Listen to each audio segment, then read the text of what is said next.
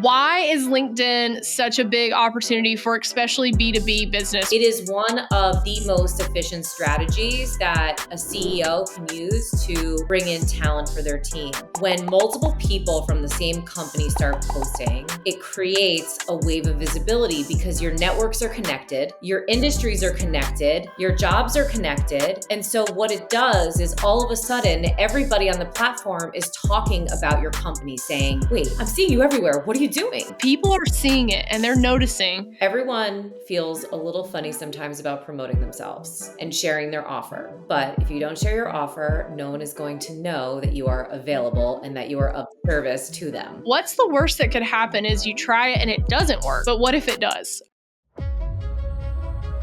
Welcome to the Grit Blueprint Podcast, the show for bold builders, brand leaders, and legacy makers in the construction and building industry. I'm your host, Stefanie Couch, and I've been in this industry my entire life. Whether we're breaking down what's working in sales and marketing, new advances in AI and automation, or interviewing top industry leaders, you're going to get real-world strategies to grow your business, build your brand, and lead your team. Let's get to work. I'm your host, Stefanie Couch, and today my guests and I are diving into one of my favorite topics and one of the most misunderstood topics, in my opinion, and that is building your personal brand as an executive on LinkedIn. And my guest today is Melanie Borden. She is the founder of the Borden Group, which is a branding and marketing agency that really specializes in helping executives build influence, establish thought leadership, and also drive business success through LinkedIn. And we actually met on LinkedIn. You have over 180,000 followers. You are a LinkedIn celebrity in every sense of the word. But we've also met in person a few years ago in Dallas. And I'm really excited to have you on the podcast today, Melanie. Thank you for joining me. Thank you so much for having me, Stefanie. And I wanted to say, I remember when we met a couple years ago, we were in Dallas when we met, right? Yep. At a breakfast or a brunch. I was living there at that time. I was in Texas at that time. And I think you were there for an automotive, maybe industry conference. Yes, I was there for a conference. And it was just very early on when you had just kind of started on LinkedIn. And it's been so awesome to see all of your growth and to see how much you've grown. And I love your newsletter. And your content is so good. Thank you. I really appreciate it. That means a lot coming from you. And it's been fun. And, LinkedIn's a weird place. Like, you never know what's going to happen. What works today may be totally not working tomorrow, which is fun and exciting and annoying at the same time. But I appreciate that so much. It's been a really fun journey from, corporate life as an executive to entrepreneurship and trying to figure out LinkedIn in between. Yeah, it's a journey to get there. I think everyone has a similar path when they're trying to figure it out. Yeah, so for sure. Just seeing the before and after and all of the growth that you have as a person, as a human during the process is fun. Maybe not so much fun when you're in it. It has been interesting. My husband and I joke a little bit because he's in the business with me full time, so we're both in it all day together. We work together, we're married, all those things. And it's like winning and losing all at the same time some days. And it's like, it's really interesting, but it's been really fun. And also watching him grow through it has been even more fun. I'm trying to get him to go on LinkedIn. We'll see if that ever happens. But he's trying to do a million other things. So I'll let him keep doing stuff that's his thing for now. I love that you guys are partners in your business together. That's so nice. Yeah. Thankfully, we'd been married 16 years before we started in business together. So we had a pretty solid foundation because it has been an interesting ride, but I would never want to do it without him. I can't imagine that. And we have very different strengths. So his strengths are my weaknesses and vice versa. So it's been really awesome to have that. It's been a blessing. So most of the time, and I'm pretty sure he would say that given the question, but yeah. And does he post a lot on LinkedIn also? He doesn't at all right now. He likes to post these long, like verbose. He's a 3-hour podcast guy. So, but he has recorded some podcasts with me that we're going to be releasing soon. So I'll send you the first one. I think you'll like it. So he's better in that format, but we could always take that and make it into a LinkedIn post, cross use it. Absolutely. And then you can repurpose it and repurpose it and repurpose it. Yes. For sure, it's something I want to talk about today because I think it's a really good opportunity. Well, we're going to kick this conversation off with why is LinkedIn such a big opportunity for especially B2B business, which is what I really focus on. I've spent my career in B2B with the building industry, and I would love to hear your take on exactly how executives can really overcome that fear of what do people think if I post and try to look like an influencer. I hear that a lot in my day-to-day when talking to people about LinkedIn. And then why does building a brand actually really help with business growth and not just visibility for you as a person or maybe as a company? So my first question for you, Melanie, is why LinkedIn? Why did you choose LinkedIn? What do you love about the platform? What drew you in to that as kind of your primary platform when you started building your brand? So I first really started playing around, I'll call it, on LinkedIn back in 2019, where I wasn't really sure what I was doing. And if anyone is bored and they feel like going into a deep dive into my posts, you will see the progression from 2019 to 2025. But I just started seeing at the end of 2019, different women and men posting on LinkedIn the same way that I would see people posting on Instagram. And I personally am not as, when I say this, everyone does a big gasp and they can't believe it. I'm not the biggest fan of social media. And I really never have been. I've always been the person behind the scenes because I've been working in sales and marketing. And so I've really been in the work and I never really focused a lot. I wanted to want to love it, but I never did. But then I saw this opportunity because I've always been very career minded and I've always networked and I've always gone to events and I have a lot of contacts in my area and in the industries that I've worked in. And I just really started looking at LinkedIn and saying something is happening. And so I pitched it when I was working in an in-house agency that I built for the company that I was working for. I went to the CEO and said, look, I have this idea. I really think that we have a way to leverage all the money that we're spending in social but we can shift it to LinkedIn and we can train all the salespeople how to go to market, how to create a personal brand online, because it goes beyond just LinkedIn. But I thought, let's just try this. There were about 70 to 80 forward facing brands, if you will, to be trained. And that was around early 2020. And then I started posting a little bit, but I wasn't really comfortable because I thought, what am I supposed to say? What am I supposed to do? I hate this. I feel so awkward. I don't know if I'm doing the right thing. Who is seeing this? What are they saying? And I just would post like once a month. And then the pandemic happened and I said, you know what? I have no rainy day fund, right? In terms of my career. I don't know what's going to happen to the industry. I don't know what's going to happen to the world. I don't know what's going to happen. I have two small children at the home. At the time, they were 4 and 5, single parent, thinking to myself, how am I going to figure this out? And I said, you know what? I just trained all these people on how to use LinkedIn. So I'm going to start doing exactly what I trained them on. So in March of 2020 is when I became active, where I just said, I'm just doing it. I'm going all in. And I did go all in and I started posting every single day and I started documenting what I was experiencing working in automotive retail. At the time, I was working as a VP of marketing for a Highline, which is luxury auto group. And I was overseeing all the other businesses marketing. There was a real estate development company. There was a coffee shop startup. The CEO had a radio show. And there were other events and things that we were doing that I was also involved with. And I said, you know what? I'm going to start talking about what I'm doing.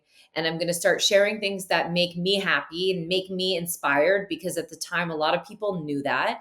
And what happened was there was a big shift where people that were going into an office started going on to LinkedIn. And so that's really when things started changing and evolving.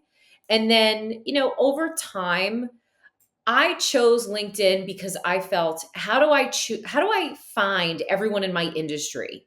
how does everyone find me? How do I make contacts? I'm based out of New Jersey and I was working in New York City and New Jersey. So how do I go outside of the tri-state area? Where else can I go? Because on Instagram, on X, and on TikTok, on these other platforms, you can't get access to decision makers the same way that you can on LinkedIn. And I want people to see me and I want them to know my name. And so I just was using any single growth strategy that I could possibly think of. And I just leaned in. I leaned in very hard into it. And I joke around and say I was like United Nations because I was accepting everyone, although I don't necessarily want to be associated with the UN. However, I personally was just trying to grow my influence as much as I possibly could. And so what I wasn't prepared for was the following. All of a sudden, publications in my industry started reaching out to me. They wanted to feature me. They wanted me to write for them. I started getting asked to go on podcasts. I started asked to speak at digital conferences, which then turned into in-person conferences. I started getting job offers. I started getting opportunities to consult, to do coaching. And ultimately, I ended up finding another job opportunity, which didn't last too long because my network kept growing. And I started seeing this massive opportunity that I kept saying no to because in the tech space, it's very restrictive to have a side hustle. And so most of the time, you can't necessarily do that. And so I just said, you know what? I quit my job and I started the Borden group, which at the time has evolved as well since. But I look back and if I could change anything, I wouldn't because it was the best decision I ever made. Because now what I've been able to do is really create not only a business for myself, but I've been able to create a life for myself in the process that I'm not only super proud of, but now that I can help others do the same exact thing. Well, I would say mission accomplished on people knowing your name, and Thank you are definitely just crushing it far through other industries now that you weren't involved with at the time. I'm sure it's Right. really It's interesting, and I had a very similar experience. I don't have 180,000 followers yet, but I have gotten speaking engagements at big companies and industry events of my own, and then also just a lot of people that I feel like I've been able to make an impact with. And those messages you get, like, hey, I really needed that post today. Like, I was ready to quit and give up. And that just spurred me to like keep going another day towards this mission I'm on, or, in my business or whatever they're doing. Those just fuel you. And I didn't expect that at all from when I started building my brand. I mean, I knew why I was doing it because I got fired from my job and I needed to pay my bills. I mean, similar to yeah, you, it's good like, reason. I got to get out there and figure out, like, how do I make something translate from what I had in my corporate life? Like, people in my company knew who I was. They knew I did great work. They knew I had a lot of hustle and I was like really good at what I did. But I realized when I left that job, I left the first job on my own volition and I went to this new place in Florida. And I realized very quickly that that didn't quite translate, right? Because it was within the four walls. And also, companies sometimes do a job of keeping that. And it's something I want to ask you about is like, how do you balance bragging and getting poached versus, your talent, your top talent building a brand and it making your company look good? I'm curious to see your opinion on that because it is something I hear a lot from these executives that are like, well, I don't want my great sales members to build a brand because they'll probably get poached instead of they're thinking about, well, they could make you an extra $20 million a year in sales because they posted on LinkedIn. What's your answer to that? I mean, the answer is this. If you have a team of people who work for you and you all work for the same company and you all work in the same industry and you all are working together for the same goal, which ultimately every single person in the organization is doing. What happens on LinkedIn is the following, and you know this, Stephanie. When multiple people from the same company start posting, it creates a wave of visibility because your networks are connected, your industries are connected, your jobs are connected. And so what it does is all of a sudden, everybody on the platform is talking about your company saying, wait, I'm seeing you everywhere. What are you doing? What's going on and what's happening? So, and it's also, listen, there are ways that you can, as an employer, have some guidelines around what they're doing without making it totally restrictive where someone would say, forget it, I don't want to do this, and also doing it in a way that's completely supportive because if someone in your company does want to do this, this is a positive thing. And there is always a return. And especially if you're setting smart goals that are associated with the campaigns that you're running, i.e., if you're putting effort into LinkedIn as a company, people follow people. And this goes back to your earlier question. People don't follow companies. People follow people. They want to be inspired by people. They want to learn from others. They want to find out what works, what doesn't work. They want to imagine themselves in the shoes of someone else. And you're not going to do that from a company lens. I mean, there are ways that you can communicate your company voice, and there's ways that you can tell your story. But at the end of the day, people want to know what's happening with the people. They want to Absolutely. follow people. And I Elon agree. I Musk. think it's hard for a company that is very traditional to understand that value that could be there. But even from an employer branding perspective, like in my industry, I saw a statistic this week in the construction industry in 2025. So this year, we need almost 500,000 more employees in our industry to just be up to like where we can complete the work that needs to be done, which is crazy because a lot of other people are having layoffs and all these other things. So if you need a job, like maybe you should check out the construction industry. But that being said, is how do you attract the talent to something that may seem boring from the outside in, but is a really great opportunity for people to grow a career, to have your lifestyle that you want, to make amazing money, to have the type of things that you want in your life with your career goals? Well, if 50 people in that company are saying this is an awesome place to work every day, Right. somebody's going to see that and think, wow, if 50 people say it and it's not the company logo page, it probably is valid. I'm going to check that out. It matters. It's a great, I mean, and it's free. Like, yeah, you might pay somebody like you or me to tell you the strategy, and maybe you pay someone for your CEO to actually post for them sometimes or whatever, copyright it. But most of the time, your employees can just go on there and hit post and it's a done deal. Well, using LinkedIn as an executive for employee acquisition and employee retention is probably one of the most savvy and smartest ways that you can attract talent, specifically in the trades industry. And I think that there's this very large misconception that if you're working in any sort of construction industry, in any of the labor trades, that they're not there. Oh, they're there. They might not be posting, but they're what we call lurkers. So Yep, they are silent there. workers. They are there. They are Yep. seeing what you are doing. They were following what you are doing.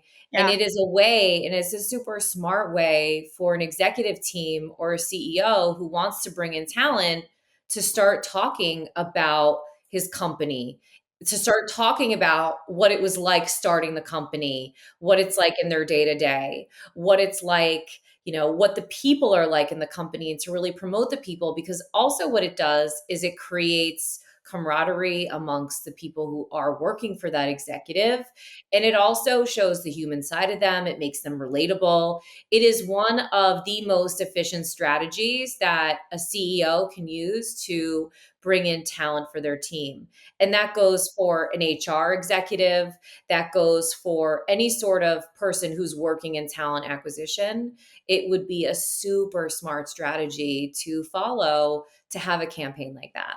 Absolutely. And I'm working with some companies right now that are starting to see that. Some of these companies, they're huge companies, and they say, well, we have a LinkedIn strategy. We post on our company page 2 times a month. And then I laugh out loud. I'm like, okay.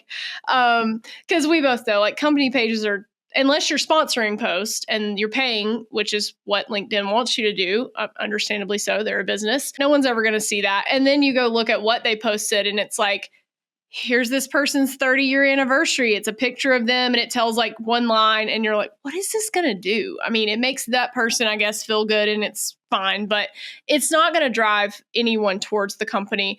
And these CEOs, I think, are just afraid to lean into that. But what would happen if you did lean in and it did work? And then this thing that you've been really upset about not being able to get great talent, what if that one thing that's basically free was the thing that changed everything?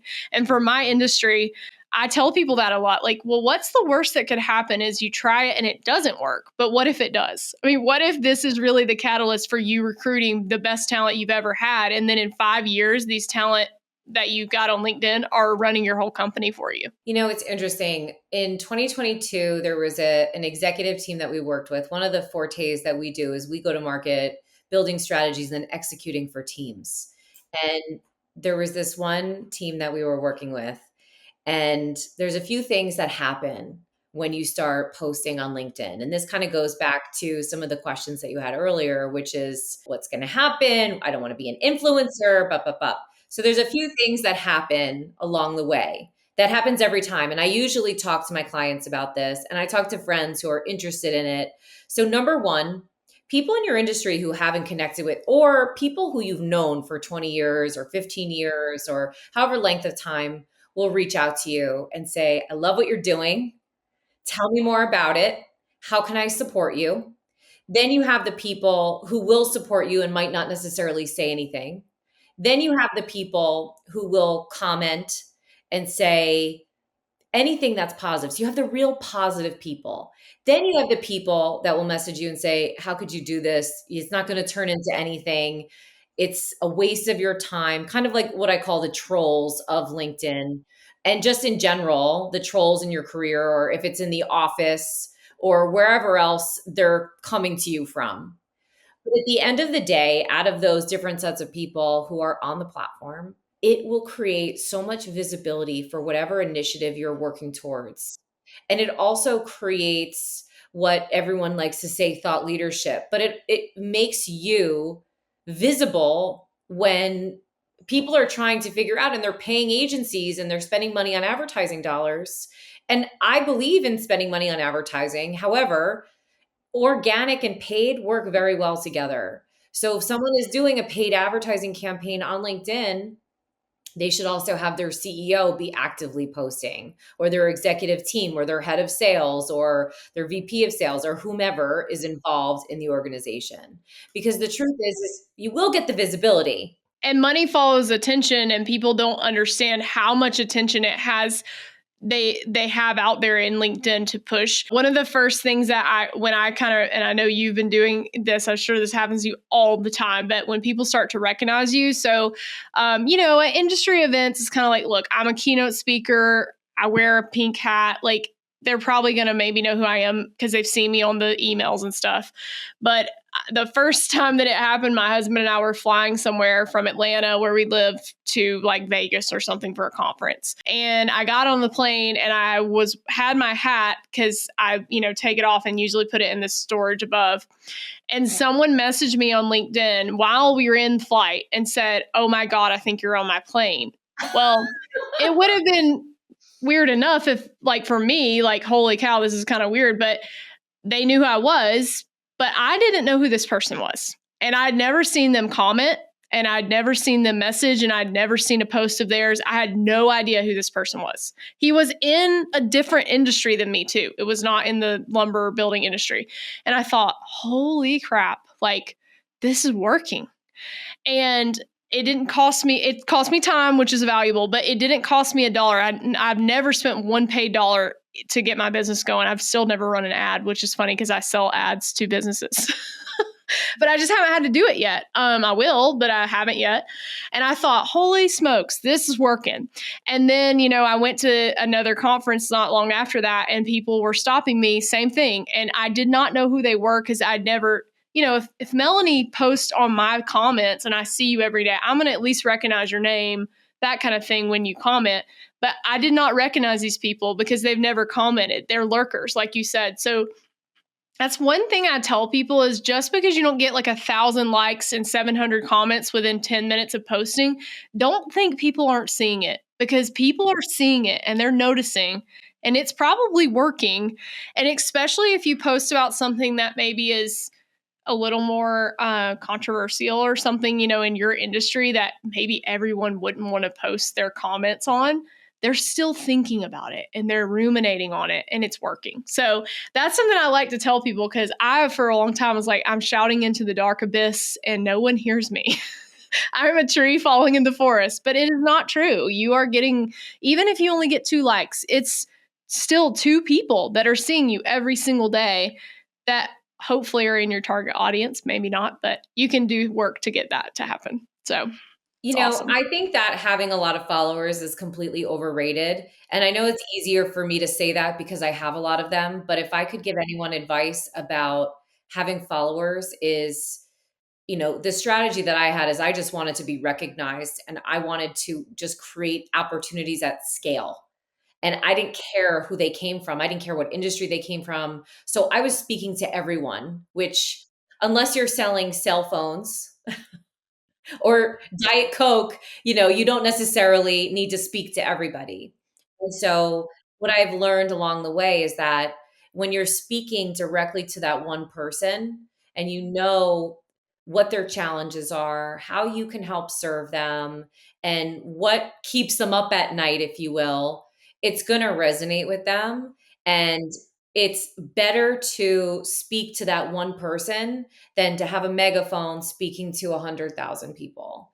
I mean, that's my philosophy about it. I agree totally. I think I heard someone, it might have been Alex Hormozy, say that I would rather have like 100 raving fans than 10,000 people who know my name but don't really care and don't pay attention. Right. Because if you're selling, especially like for me, I'm selling a very high ticket, very niche thing that I work with people in the building materials and building industry pretty much predominantly. I have no other clients. I don't want, to get out of that industry right now. And I mean, if you don't sell building materials, what does it matter if I can tell you how to scale your business selling doors from 10 million to 30 million? You don't sell doors. So it Right. doesn't really matter. But if you sell doors and you've been stuck at 10 million for 5 years and you're like, oh my gosh, she is literally talking to me, that resonates. So like you said, I mean, niches, riches, all the phrases that we like to say, it works. And I know it's hard not to chase those vanity metrics. It is hard to post into the abyss and think no one's seeing it. But what if one client sees you and comes and gives you $100,000 contract that you wouldn't have gotten because Right. you posted? And that happens every single day to people all the time on Yeah, LinkedIn. 100%. It Yeah. absolutely does. It is totally worth it. And you just never know. I will tell you that in the clients that we've worked with over the years, most of them have never engaged with any of my content. You were talking about someone who saw you on a flight. It's the same kind of situation. They don't necessarily engage. They see the post. So obviously the algorithm is continuing to serve your content to them because they're reading it. And a lot of times for me anyways, they're not coming to me through LinkedIn. They're leaving the platform and they're coming to me through my website. Yeah, it's great. It's great to have that kind of option, though, to take them off platform. Then you sort of own the audience, hopefully, or maybe they sign up for your newsletter or whatever. I think people also underestimate the amount of times that people need to see things and get comfortable with you or an offer, or what it's. If you think you're going to post on LinkedIn once and someone's going to buy, there might be 1% of people that are those people, or like their pain is just so serious that they're like, that's your solution. But it's not always going to be that way. So, hitting that multiple times. Well, with that being said, I do have a question about tactical LinkedIn. So the platform, the algorithm is a mistress that I don't understand many days. I think all of us are always trying to figure out what's going to work best, and we evolve and hopefully figure it out. But what types of content do you tell your executive clients to really think about posting, like, every, and is it every week, a few times? Or what do you tell people starting out? So for someone that, you know, just wants to play around and see how this works, what would you tell them to do? So, what I'm going to tell you is something that most people don't like to hear when I tell them because I try to not focus on the algorithm. It's usually the last thing that I think about because it's constantly changing. There's multiple of them. No one knows for sure except for the people who are at LinkedIn actually behind the scenes engineering it know exactly what it's doing. So, what I tell people is if you are just starting out, and you feel comfortable. And I work as a coach and I also work as an agency. So I see things through different lenses based on who I'm talking to. But for most of the time, if someone doesn't have, let's say, for example, an audience on Instagram, because a lot of people from Instagram are trying to come onto LinkedIn, or people from TikTok are coming to LinkedIn. So if they're not used to being in this mindset of posting content and creating content, what I tell them is, what can you sustain for 6 months? How many times per week can you post? How much time during the day can you commit to? And then you have to write it down, because if you don't write it down or if you don't block it in your calendar, it's not going to happen. You 100%. have to follow it up with action. Yeah, So absolutely. that's the first thing that I tell them. The second thing is there's essentially a few types of content that I've seen perform well over the years that doesn't really change regardless of what the current trends are. Everyone feels a little funny sometimes about promoting themselves and sharing their offer. But if you don't share your offer, no one is going to know that you are available and that you are of service to them. That doesn't mean in every single post you need a call to action saying sign up for my X, Y, and Z, or do this or do that. But what it does mean is that you can explain what you do, who you do it for, and the results that you get. So that might be you posting some client testimonials and letting people know about those testimonials, because who trusts you and who works with you is showing other people just that. So they'll trust you and they'll want to work with you too. Or talking about the services that you provide. So that's one type of content that I always tell people, and I always held back from doing it because I felt so awkward and cringe or whatever posting about hire me. Yes, I want you to hire me. I'm going to post that because that's how I feed my family. So I want to tell you about the services that I provide. The second type of content that I strongly recommend talking about is educational content. And that's really when you're leaning in to your network into speaking to that one person who you know you can help, and telling a story and sharing something that will help them. The biggest mistake that I made early on with not getting what I wanted when I started my business in terms of conversion into revenue was sharing that first piece that I mentioned, was the promotional piece. But all I did was share educational content. And I also shared personal content. And so those are really pillars to me. And when I say personal, it could be your personal take on something that's happening, in current events. It could be something that's happening in your industry, or it could be you going out with your dog. I Yeah. mean, I know it Dog sounds pictures ridiculous. play every time. Yes, You post dog your dog all pictures. the time. I post, we both have cute dogs. Why not Yes. use it? Marketing. Yes, exactly. It's a part of our life and it's something Yeah. that you share. And when you share a little bit about yourself, all of a sudden, people that you don't know, you can develop relationships with, you have common interests with, then you become interesting. And not only are you sharing content that's helpful to them, but you're also relatable. Now, is sharing pictures of your dog going to help people hire you? No, probably not.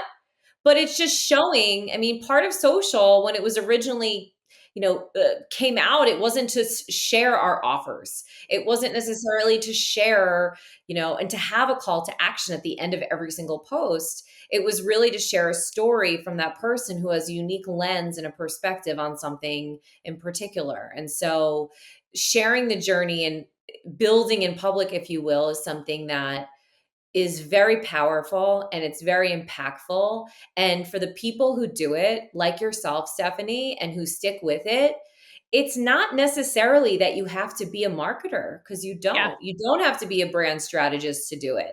You Sure. just have to have the will to do it and the endurance to work through it.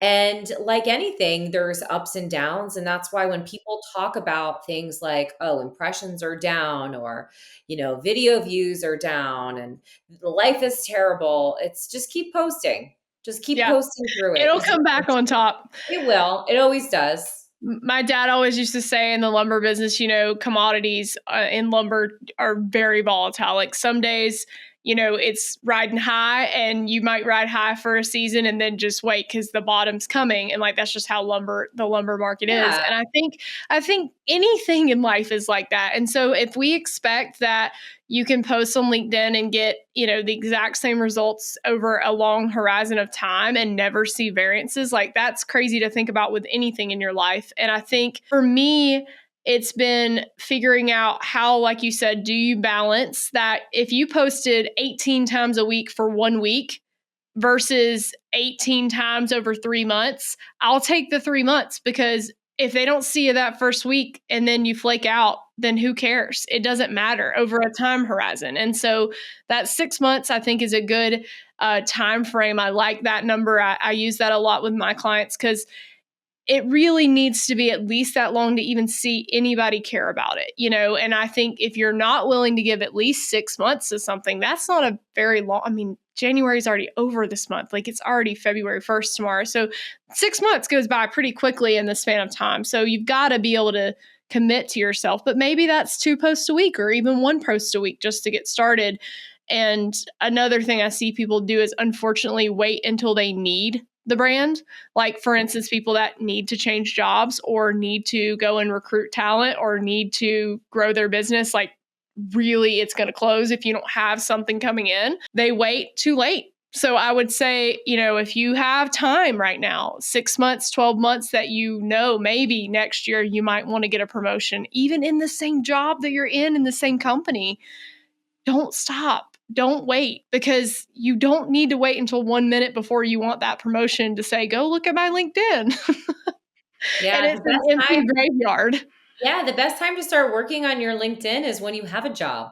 Yeah, Because you exactly. never know. And that was a big lesson that I learned was I don't want to wait until something happens that forces me to do something where a lot of people, when they lose their jobs, they're like, oh crap, I really should have I listened to that webinar and I never did anything. I really should have done something at the time. And there are things that you can do that are tactical if you're nervous about losing your job from, updating your profile. A lot of companies offer marketing support for their employees where they have banners, they have featured items, they have other things that can help you really support the company brand as Yeah. well. I think that's a great idea for companies that are listening to this.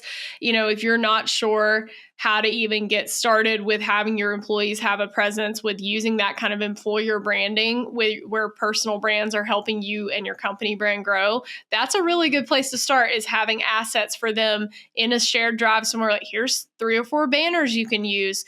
That way you don't have to use the one that LinkedIn provides or either leave it blank. Let's take headshots. Like, we'll do a headshot day where our corporate photographer comes in and does everyone's headshot so you don't look like you're from 1992.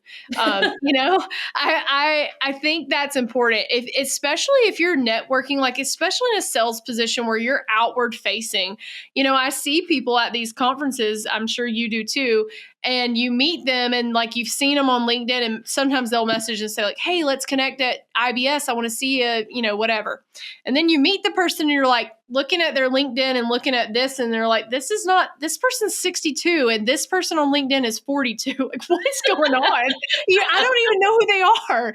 And it's because their profile's not updated. So like, be the person you are today, not the person that you wish you still were from 1992. And that can be helped by companies helping update, their employees. And I think from a sales perspective, if you have a salesperson that posts about their products and shows, in our industry, we're furnishing beautiful homes, all these amazing products that we have.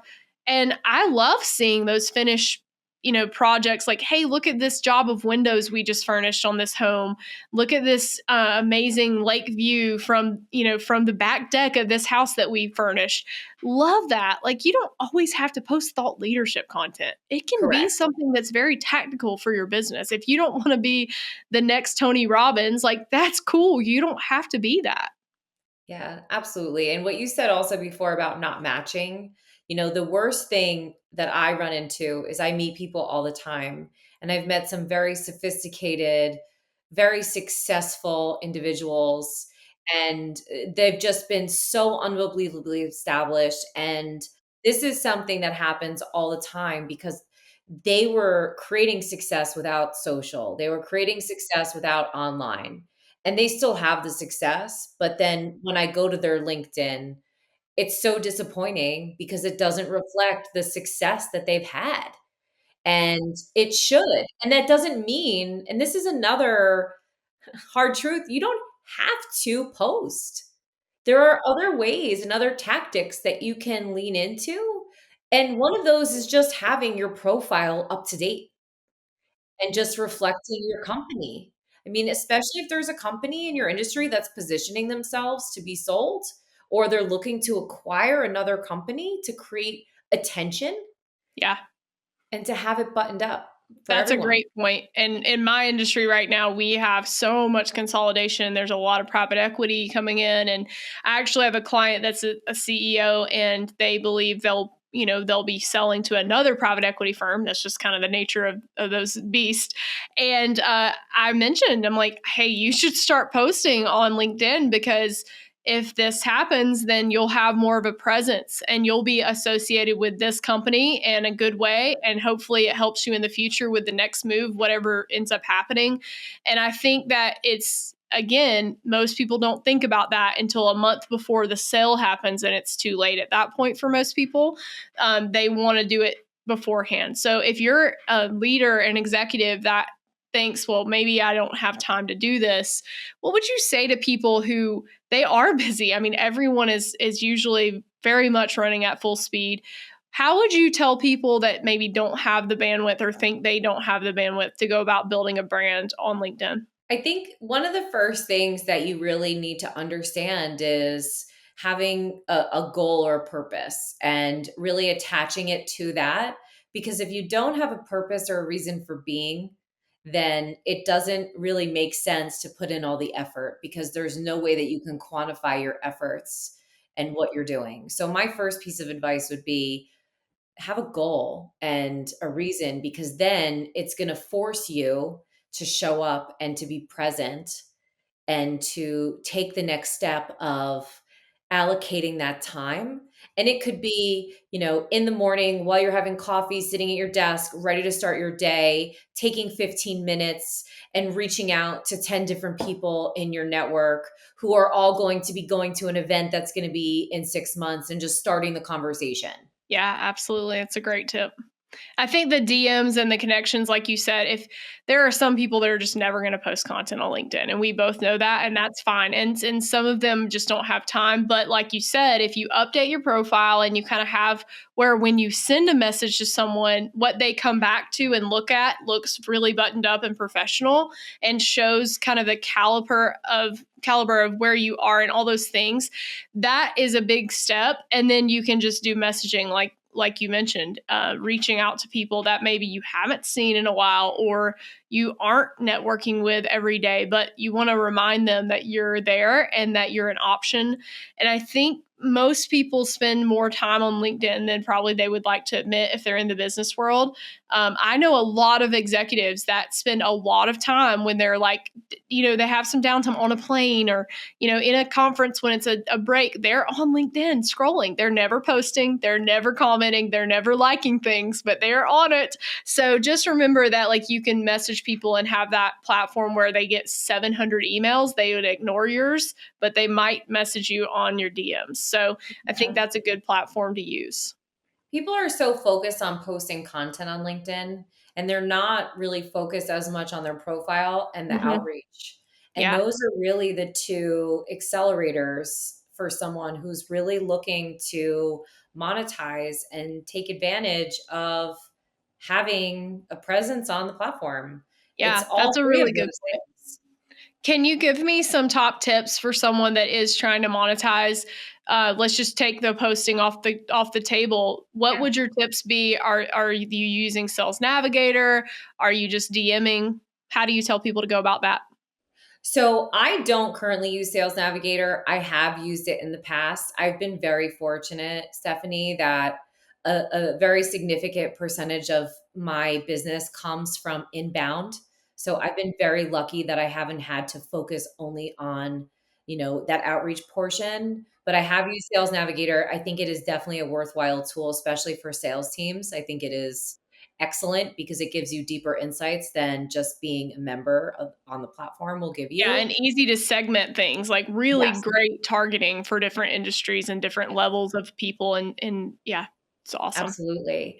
And then the one thing that I think that it's talked about, but it's not as talked about, is really looking at your profile as a marketing funnel and understanding that you have all these micro moments of opportunity for conversion from the time someone sees your photo in a comment on a post to the time they click on you in your banner, to your headline, your featured section, your about section, your work history, they're all moments of conversion. It just really depends on what phase the person is within that funnel, because when you're out there, it's everybody who is able to see you, regardless, because you don't necessarily know, because it's not necessarily a campaign where you're focusing on, one portion of where they are within the funnel. But thinking that way, there was a study that Microsoft did last year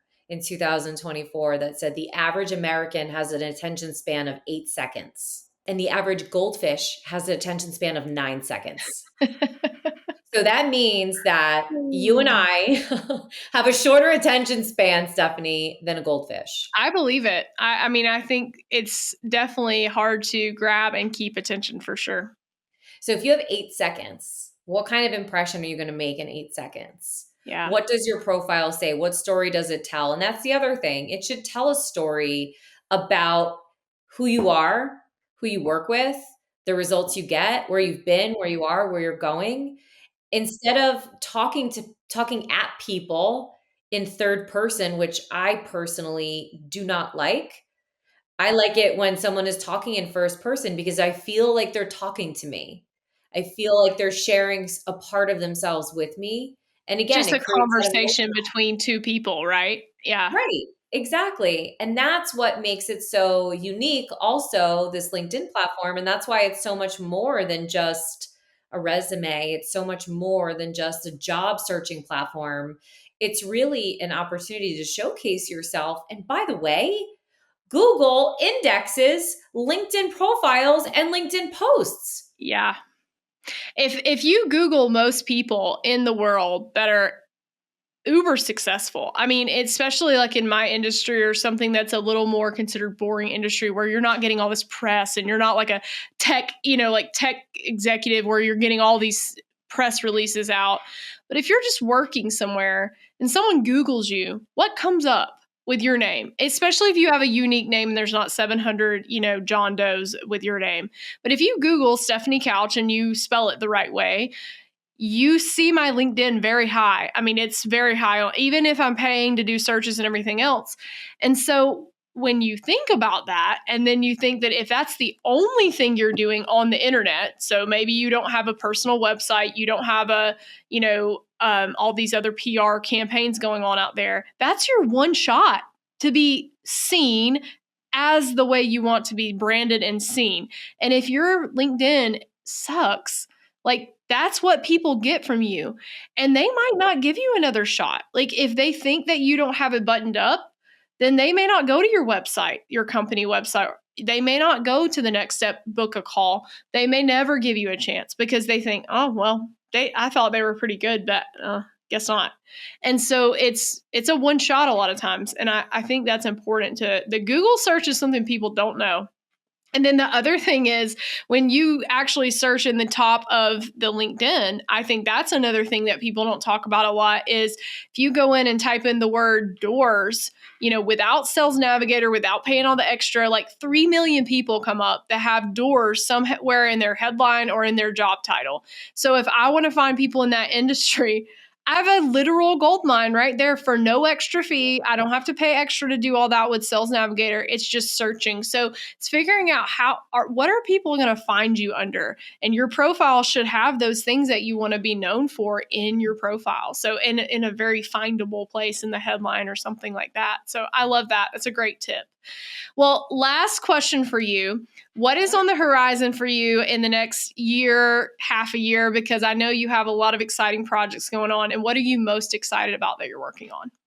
Oh my gosh, so much. I'm so excited. So I wrote a book last year. Yes. Okay. So that is coming out this fall, end of summer, Congratulations. early fall. Thank you. Is it available for pre-order yet? Not yet. The pre-order is Okay. coming soon. In Q2, Okay. it'll be for pre-order. I can't It's wait. called Theater of the Mind. Mm. And it is all about what you experience when you go to market and the mindset shifts that you can really train yourself on And it has been a wild ride for me the last 5 years. And it really is a living and breathing documentation of that, I love it. along with I can't wait to read strategies. it. Thank you. Yes, I'm super excited about that. We also are most likely relaunching a podcast. I had a podcast in 2022. So that is something that has been on the horizon as well. They're a lot of We work. Yes, we just launched what I'm calling the Creator Store. We have a new website coming out next week, so by the time you air this, Yeah. it'll be available. But the biggest thing that has come up for me whenever I get any sort of inbound leads is, the cost of working with me and the agency, and not everybody can work with us, but they want to. So the concept that I had was, how do I make myself available to everybody regardless of their budget? So we did a soft launch of what we call a creator store last 2 weeks ago, where we have templates, systems and processes, both free and paid, including ebooks that are available on our website. That's so awesome. Yes, and I started a publishing company in December. I haven't made the formal announcement yet, but I'm assuming by the time this comes out, it will be announced. Yeah, that's Where so we incredible. target You are doing so much. It's amazing. I mean, when you sit back, I think as entrepreneurs, we often are worried more about what's ahead. I know that's just how I'm geared, and you're obviously geared that way since you just named 26 projects that are coming out. Um, but how cool to sit back and just give yourself a moment to amazingly think about what you've accomplished in 5 years. I mean, it's incredible. Like, congratulations, you're an incredible entrepreneur, and what you're doing is also impacting and helping a lot of other people do what they want to do with their lives. So I think that's the best type of impact that any of us. You feed your family, and then you hopefully help a lot of other families get fed Yeah, and prosper too. So great job. I mean, you're amazing. thank I'm you. proud to know you and to be able to just talk to you about it. I can't wait to see how all this stuff, the book and the store and all the things. I mean, I'm sure it's Oh, gonna do yeah. like everything else and just flourish. Yeah, we also have a weekly boot camp for Mm. executives. I partnered with another industry leader, Heather Monahan, and we Yes. actually lead a boot camp together once a week, and it's Okay. been a lot of fun. Is that But just on LinkedIn, or is it just on building your brand? no, it's on building your brand. Actually, LinkedIn is probably the smallest part of it, but it's how to elevate your brand. It's called Elevate Your Influence, and we've been doing it for about 2 years, and it has been a ton of fun, and it's been great to network with all different types of executives all over the world, which has also been very exciting too. But yeah, I mean, listen, it's limitless. Whatever you want to create for yourself, you can, if you believe that you can and you put in the work that you can to get there, and Yeah. have faith and just believe in the process, it will happen. Yeah, and you got to keep going because you're gonna hit those roadblocks. Like, you can't. Every day is a challenge in some way, but if it was easy, it would already be done a million times. I think Yes. that's the biggest thing is it's not going to be easy. And I ask myself that a lot, like, well, did you think this was going to be easy to build this business empire and do this thing that you really set out to do with this very large number that you want to hit in 10 years? And the answer is heck no. I didn't think it would be easy. I hoped it would, but I knew it wouldn't be. And Yeah. so when it's like really hard and me and my husband look at each other like, oh my gosh, how did this happen again? Or why did this happen? And you're like, well, we knew it was going to be really hard, like climbing Mount Everest. Better have your climbing gear on if you're ready to climb the mountain, right? Yeah, absolutely. And it all is shaping for what's next. Yeah, that's right. Yeah, and the thing that you learn from today's challenges will help you understand the next step for sure. Well, Absolutely. congratulations on all your success. I am so glad to know you, and I would love to do something together in the future, some kind of collaboration. I think it would be Sure. really fun.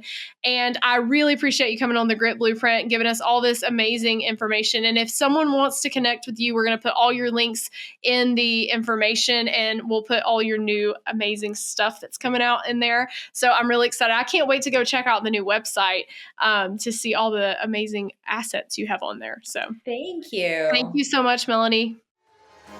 That's it for this episode of the Grit Blueprint podcast. For more tools, training, and industry content, Make sure to subscribe here and follow me on LinkedIn and other social media platforms.